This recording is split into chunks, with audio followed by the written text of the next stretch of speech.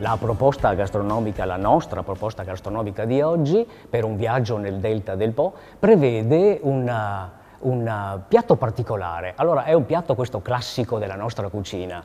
In realtà sono patate lavorate con il polpo e qualche erba aromatica.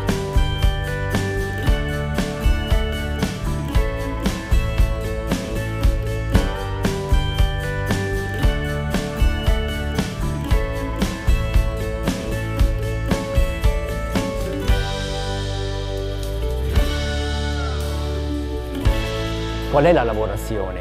È che le patate vengono cotte con la buccia o anche a pezzettini a vapore, poi vengono pestate leggermente, può essere una forchetta, può essere uno schiacciapatate, quello che più vi è comodo e consono. Patata è una produzione nostra, abbiamo delle terre vocate per la produzione di patate.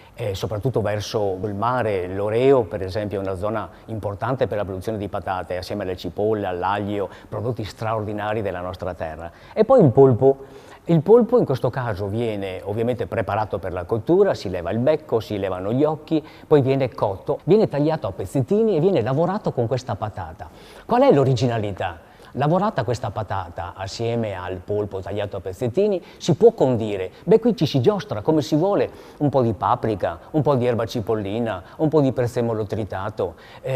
Qualche chef dice non mettere grana vicino al pesce. Invece un cucchiaino di formaggio grana nostro, padano, provate a metterlo dentro, sentirete la bontà che dà a questo impasto. Sale e pepe.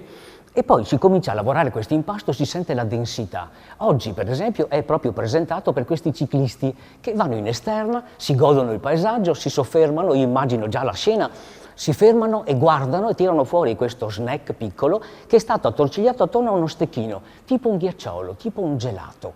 Viene formattato, è presentato con la forma di un gelato, potrebbe anche essere presentato, ma qui ne va della vostra fantasia, con il dosatore di gelato, per esempio, una cialda, la immagino, e dentro ho fatto 2 palline, come fosse proprio una coppetta di gelato. Quindi niente di particolare, viene solo rapportato all'esigenza di una persona che sta godendo il paesaggio e in più ha anche questa possibilità di mangiare questa tipicità, questo piatto particolare. Abbinato a questo piatto consigliamo una salsa allo yogurt. Qui si lavora dello yogurt, meglio denso, uno yogurt greco, con del cetriolo. Il cetriolo viene sbucciato o anche no, tagliato a pezzettini, profumato all'aglio, si mettono 2 gocce di olio, magari dei colli, olio a bassa acidità, un po' di sale, un po' di pepe e questa salsa va d'accompagnamento a questo piatto, lo arricchisce, lo esalta. Ecco, e allora dopo questi consigli io vi auguro una buona pedalata, un buon fermarvi, un buon guardare il nostro territorio, portar via con gli occhi ma soprattutto anche con il palato il ricordo di questa terra straordinaria. Buona